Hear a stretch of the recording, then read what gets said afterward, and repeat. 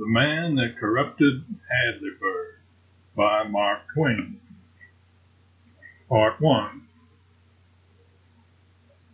It was many years ago.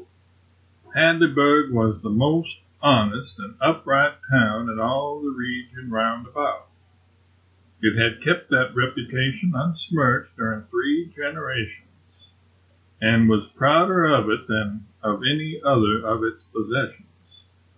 It was so proud of it and so anxious to ensure its perpetuation that it began to teach the principles of honest dealing to its babies in the cradle, and made the like teachings the staple of their culture thenceforward through all the years devoted to their education. Also, throughout the formative years, temptations were kept out of the way of the young people, so that their honesty could have every chance to harden and solidify and become a part of their very bones. The neighboring towns were jealous of this honorable supremacy, and affected to sneer at Hadleyburg's pride in it, and call it vanity. But all the same, they were obliged to acknowledge that Hadleyburg was in reality an incorruptible town. And if pressed, they would also acknowledge that the mere fact that a young man hailed from Hadleyburg was all the recommendation he needed when he went forth from his natal town to seek for responsible employment.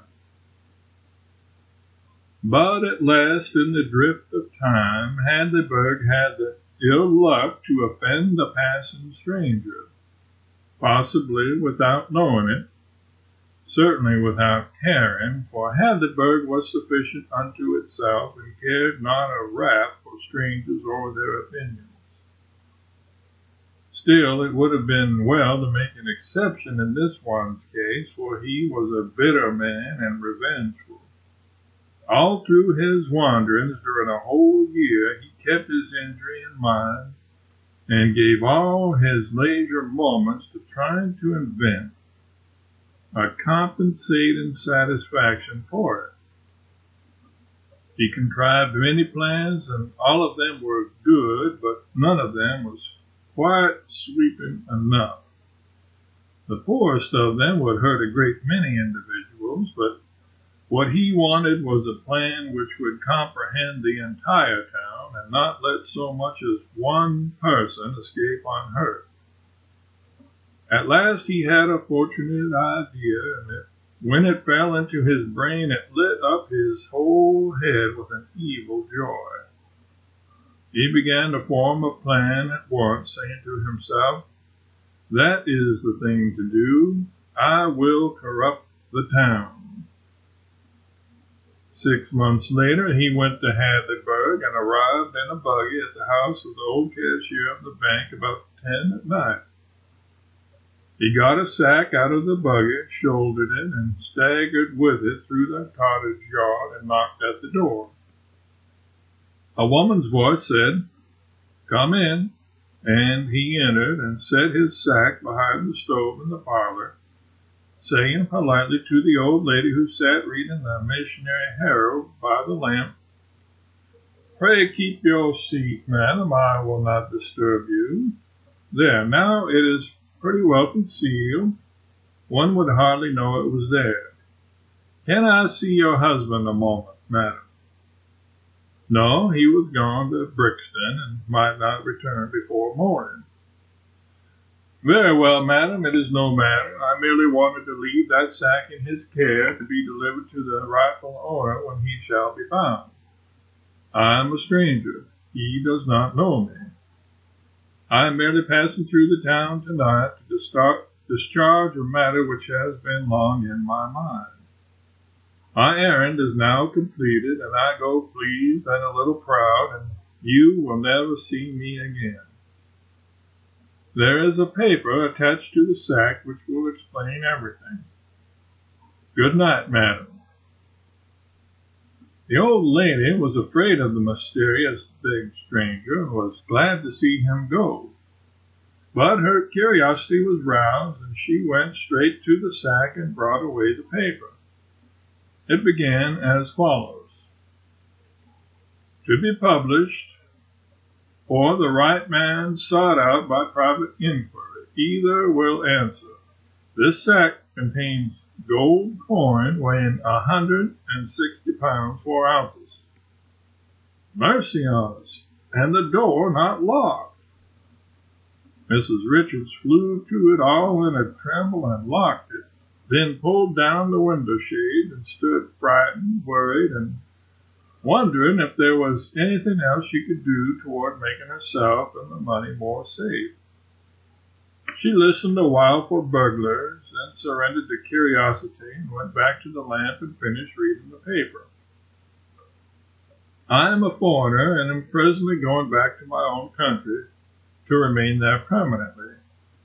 I am grateful to America for what I have received at her hands during my long stay under her flag, and to one of her citizens, a citizen of Hadleyburg, I am especially grateful for a great kindness done me a year or two ago. 2 great kindnesses, in fact. I will explain. I was a gambler. I say I was. I was a ruined gambler. I arrived in this village at night, hungry and without a penny. I asked for help in the dark. I was ashamed to beg in the light. I begged of the right man. He gave me $20. That is to say, he gave me life, as I considered it. He also gave me fortune. For out of that money I have made myself rich at the gaming table.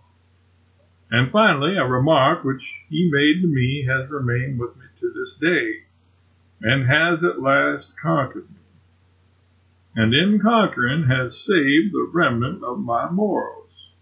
I shall gamble no more. Now, I have no idea who that man was, but I want him found, and I want him to have this money, to give away, throw away, or keep as he pleases. It is merely my way of testifying my gratitude to him. If I could stay, I would find him myself. But no matter, he will be found. This is an honest town, an incorruptible town, and I know I can trust it without fear. This man can be identified by the remark which he made to me. I feel persuaded that he will remember it. And now my plan is this. If you prefer to conduct the inquiry privately, do so. Tell the contents of this present writing to anyone who is likely to be the right man. If he shall answer, I am the man, the remark I made was so-and-so, apply the test, to wit, open the sack, and in it you will find a sealed envelope containing that remark. If the remark mentioned by the candidate tallies with it, give him the money and ask no further questions, for he is certainly the right man. But if you shall prefer a public inquiry, then publish this present writing in the local paper, with these instructions added, to wit, 30 days from now, let the candidate appear at the town hall at 8 in the evening, Friday, and hand his remark in a sealed envelope to the Reverend Mr. Burgess, if he will be kind enough to act, and let Mr. Burgess there and then destroy the seals of the sack, open it, and see if the remark is correct. If correct, let the money be delivered, with my sincere gratitude, to my benefactor thus identified. Mrs. Richards sat down, gently quivering with excitement, and was soon lost in thinkings. After this pattern, what a strange thing it is, and what a fortune for that kind man who set his bread afloat upon the waters. If it had only been my husband that did it, for we are so poor, so old and poor. Then, with a sigh, but it was not my Edward. No, it was not he that gave a stranger $20. It is a pity, too. I see it now. Then, with a shudder, but it is gamblers' money, the wages of sin.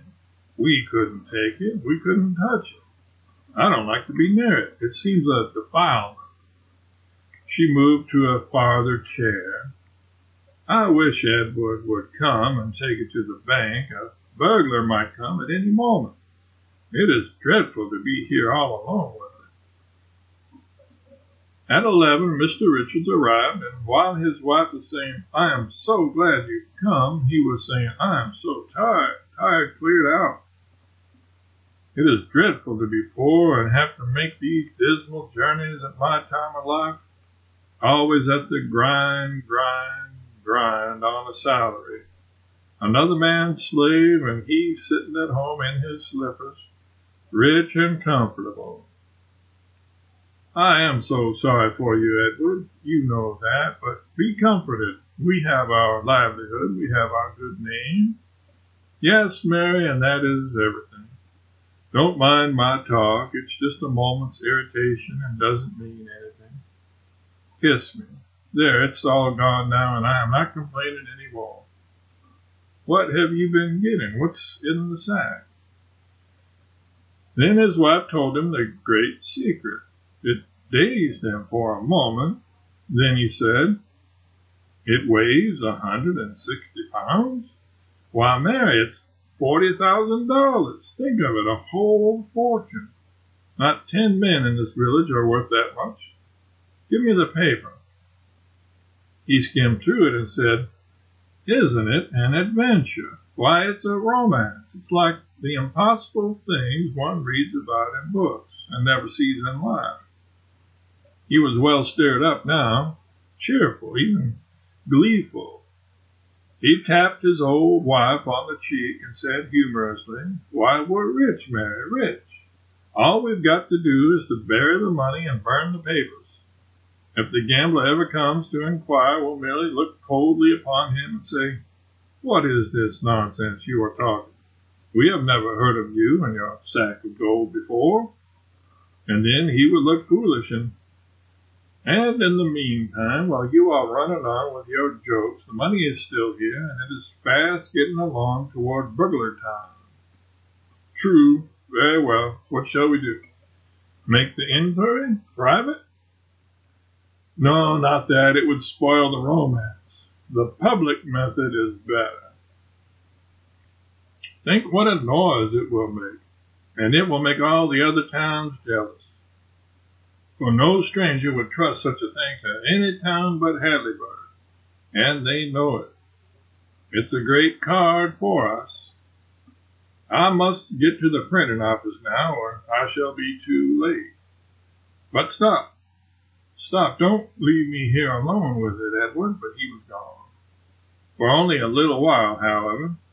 Not far from his own house he met the editor, proprietor of the paper, and gave him the document, and said, "Here is a good thing for you, Cox. Put it in." "It may be too late, Mr. Richards, but I'll see." At home again, he and his wife sat down to talk the charming mystery over. They were in no condition for sleep. The first question was, who could the citizen have been who gave the stranger the $20? It seemed a simple one. Both answered it in the same breath. "Barclay Goodson." "Yes," said Richards, "he could have done it, and it would have been like him, but there's not another in the town." "Everybody will grant that, Edward. Grant it privately, anyway. For 6 months now, the village has been its own proper self once more. Honest, narrow, self-righteous, and stingy. It is what he always called it to the day of his death. Said it right out publicly, too. Yes, and he was hated for it. Oh, of course, but he didn't care. I reckon he was the best hated man among us, except the Reverend Burgess. Well, Burgess deserves it. He will never get another congregation here. Mean as the town is, it knows how to estimate him. Edward, doesn't it seem odd that the stranger should appoint Burgess to deliver the money?" "Well, yes, it does. That is, why so much that is? Would you select him?" "Mary, maybe the stranger knows him better than this village does. Much that would help, Burgess. The husband seemed perplexed for an answer. The wife kept a steady eye upon him and waited. Finally, Richard said, with the hesitancy of one who is making a statement which is likely to encounter doubt, "Mary, Burgess is not a bad man." His wife was certainly surprised. "Nonsense," she exclaimed. "He is not a bad man, I know. The whole of his unpopularity had its foundation in that one thing, the thing that made so much noise. That one thing, indeed, as if that one thing wasn't enough all by itself. Plenty, only he wasn't guilty of it." "How you talk! Not guilty of it. Everybody knows he was guilty." "Mary, I give you my word, he was innocent." "I can't believe it, and I don't. How do you know?" "It is a confession. I am ashamed, but I will make it. I was the only man who knew he was innocent. I could have saved him, and what you know how the town was wrought up. I hadn't the pluck to do it. It would have turned everybody against me. I felt mean, ever so mean, but I didn't dare. I hadn't the manliness to face that." Mary looked troubled and for a while was silent. Then she said, stammeringly, I don't think it would have done for you to one mustn't public opinion. One has to be so careful." So it was a difficult road, and she got mired. But after a little, she got started again. "It was a great pity, but why, we couldn't afford it, Edward. We couldn't indeed. Oh, I wouldn't have had you do it for anything. It would have lost us the goodwill of so many people, Mary. And then, what troubles me now is what he thinks of us, Edward." "He? He doesn't suspect that I could have saved him." "Oh," exclaimed the wife in a tone of relief, "I'm glad of that. As long as he doesn't know that you could have saved him, well, that makes it a great deal better. Why, I might have known he didn't know, because he is always trying to be friendly with us, as little encouragement as we give him. More than once people have twitted me with it. There's the Wilsons and the Wilcoxes and the Harknesses. They take a mean pleasure in saying, 'Your friend Burgess,' because they know it pesters me. I wish he wouldn't persist in liking him so. I can't think why he keeps it up." "I can explain it. It's another confession. When the thing was new and hot, and the town made a plan to ride him on a rail, my conscience hurt me so that I couldn't stand it, and I went privately and gave him notice. And he got out of the town and stayed out till it was safe to come back." "Edward, if the town had found it out—" "Don't. It scares me yet to think of it. I repented of it the minute it was done, and I was even afraid to tell you, lest your face might betray it to somebody. I didn't sleep any that night for worrying. But after a few days I saw that no one was going to suspect me, and after that I got to feeling glad I did it. And I feel glad yet, Mary, glad through and through." "So do I now, for it would have been a dreadful way to treat him. Yes, I'm glad, for really you did owe him that, you know. But, Edward, suppose it should come out yet some day." "It won't." "Why?" "Because everybody thinks it was Goodson." "Of course they would." "Certainly. And of course he didn't care. They persuaded poor old Salisbury to go and charge it on him, and he went blustering over there and did it. Goodson looked him over like as if he was hunting for a place on him that he could despise the most. Then he says, 'So you are the committee of inquiry, are you?' Salisbury said that was about what he was. 'Do they require particulars, or do you reckon a kind of a general answer will do?' 'If they require particulars, I will come back, Mr. Goodson. I will take the general answer first.' 'Very well, then. Tell them to go to hell.' 'I reckon that's general enough.'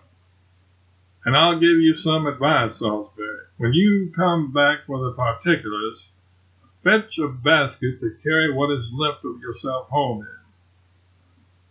Just like Goodson, it's got all the marks. He had only one vanity. He thought he could give advice better than any other person. It settled the business and saved us, Mary. The subject was dropped. Bless you, I'm not doubting that. Then they took up the gold sack mystery again with strong interest. Soon the conversation began to suffer breaks, interruptions caused by absorbed thinkings. The breaks grew more and more frequent. At last Richards lost himself wholly in thought. He sat long, gazing vacantly at the floor, and by began to punctuate his thoughts with little nervous movements of his hands that seemed to indicate vexation. Meantime, his wife, too, had relapsed into a thoughtful silence, and her movements were beginning to show a troubled discomfort. Finally, Richards got up and strode aimlessly about the room, plowing his hands through his hair, much as a somnambulist might do who was having a bad dream. Then he seemed to arrive at a definite purpose, and without a word he put on his hat and passed quickly out of the house. His wife sat brooding with a drawn face and did not seem to be aware that she was alone. Now and then she murmured, "Lead us not into but we are so poor, so poor. Lead us not into, who would be hurt by it? And no one would ever know. Lead us." The voice died out in mumblings. After a little she glanced up and muttered in a half-frightened, half-glad way, "He is gone. But, oh dear, he may be too late, too late. Maybe not. Maybe there is still time." She rose and stood thinking, nervously clasping and unclasping her hands. A slight shudder shook her frame, and she said out of a dry throat, "God forgive me, it's awful to think such things, but Lord, how we are made, how strangely we are made." She turned the light low and slipped stealthily over and knelt down by the sack and felt of its rigid sides with her hands and fondled them lovingly. And there was a gloating light in her poor old eyes. She fell into fits of absence and came half out of them at times to mutter, "If we had only waited, oh, if we had only waited a little and not been in such a hurry." Meantime, Cox had gone home from his office and told his wife all about the strange thing that had happened, and they had talked it over eagerly and guessed that the late Goodson was the only man in the town who could have helped a suffering stranger with so noble a sum as $20. Then there was a pause, and the two became thoughtful and silent, and by, nervous and fidgety. At last the wife said, as if to herself, "Nobody knows this secret but the Richardses and us. Nobody." The husband came out of his thinkings with a slight start and gazed wistfully at his wife, whose face was become very pale. Then he hesitatingly rose and glanced furtively at his hat, then at his wife, a sort of mute inquiry. Mrs. Cox swallowed once or twice with her hand at her throat. Then, in place of speech, she nodded her head. In a moment she was alone and mumbling to herself. And now Richards and Cox were hurrying through the deserted streets from opposite directions. They met, panting, at the foot of the printing office stairs. By the night light there they read each other's face. Cox whispered, "Nobody knows about this but us?" The whispered answer was, "Not a soul. On honor, not a soul." "If it isn't too late to—" The men were starting upstairs. At this moment they were overtaken by a boy, and Cox asked, "Is that you, Johnny?" "Yes, sir." You needn't ship the early mail, nor any mail. Wait till I tell you. It's already gone, sir. Gone? It had the sound of an unspeakable disappointment in it. Yes, sir.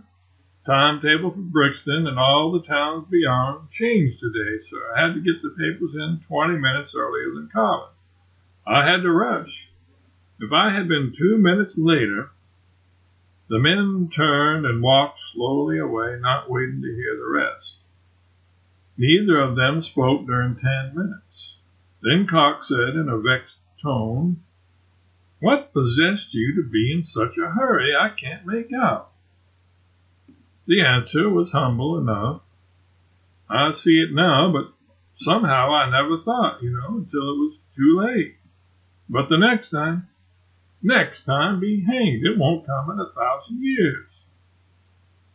Then the friends separated without a good night and dragged themselves home with the gait of mortally stricken men. At their homes, their wives sprang up with an eager, "Well?" then saw the answer with their eyes and sank down sorrowing without waiting for it to come in words. In both houses, a discussion followed of a heated sort, a new thing. There had been discussions before, but not heated ones, not ungentle ones. The discussions tonight were a sort of seeming plagiarisms of each other. Mrs. Richards said, "If you had only waited, Edward, if you had only stopped to think. But no, you must run straight to the printing office and spread it all over the world. It said publish it. That is nothing. It also said do it privately, if you like. There now, is that true or not?" "Why, yes, it is true. But when I thought what a stir it would make, and what a compliment it was to Hadleyburg that a stranger should trust it so."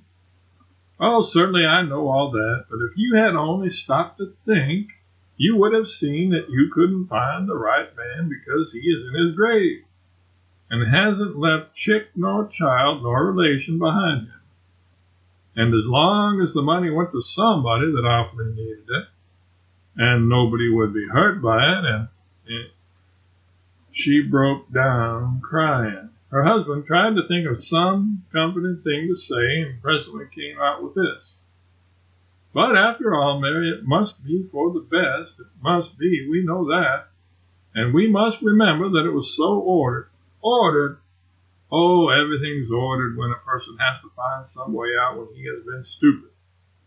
Just the same, it was ordered that the money should come to us in this special way.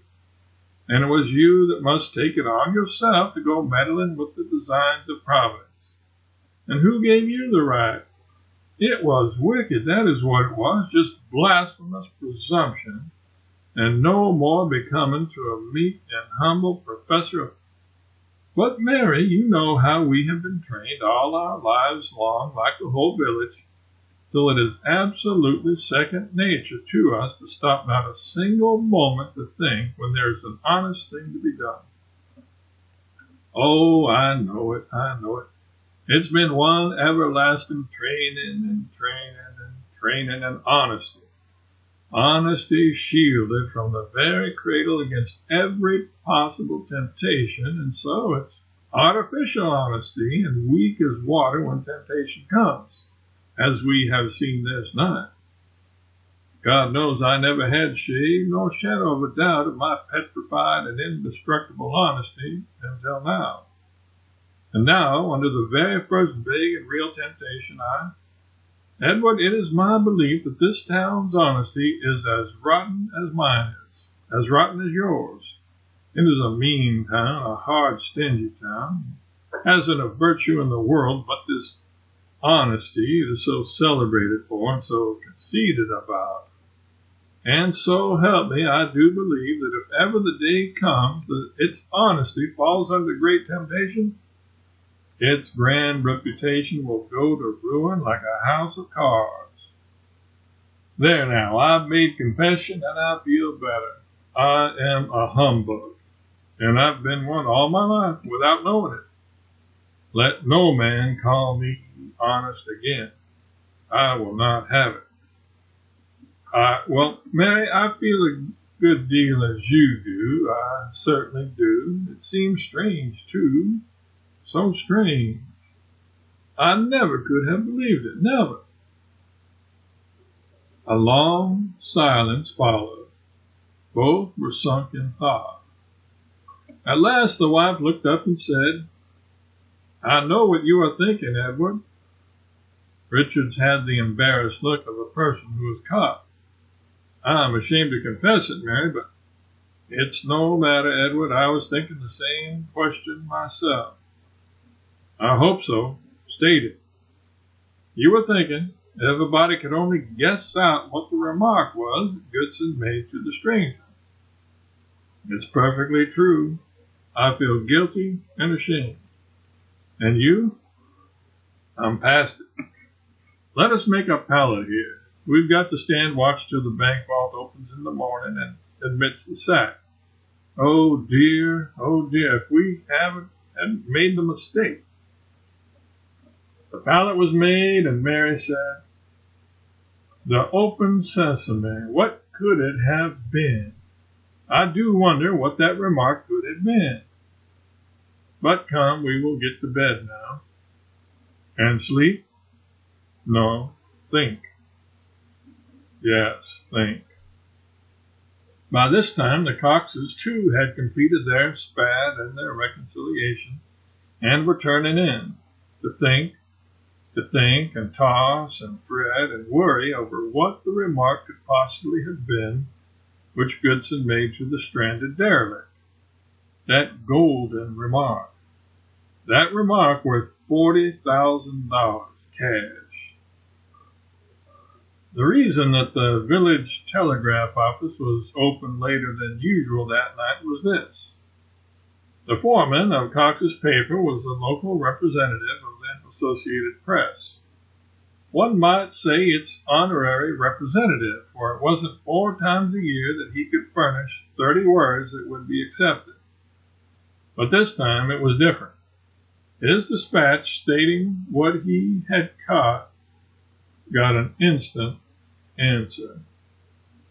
"Send the whole thing, all the details, 1,200 words." A colossal order.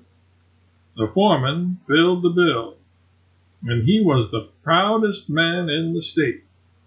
By breakfast time the next morning, the name of Hadleyburg the Incorruptible was on every lip in America, from Montreal to the Gulf, from the glaciers of Alaska to the orange groves of Florida, and millions of people were discussing the stranger and his money sack, and wondering if the right man would be found, and hoping some more news about the matter would come soon. Right away. End of part 1.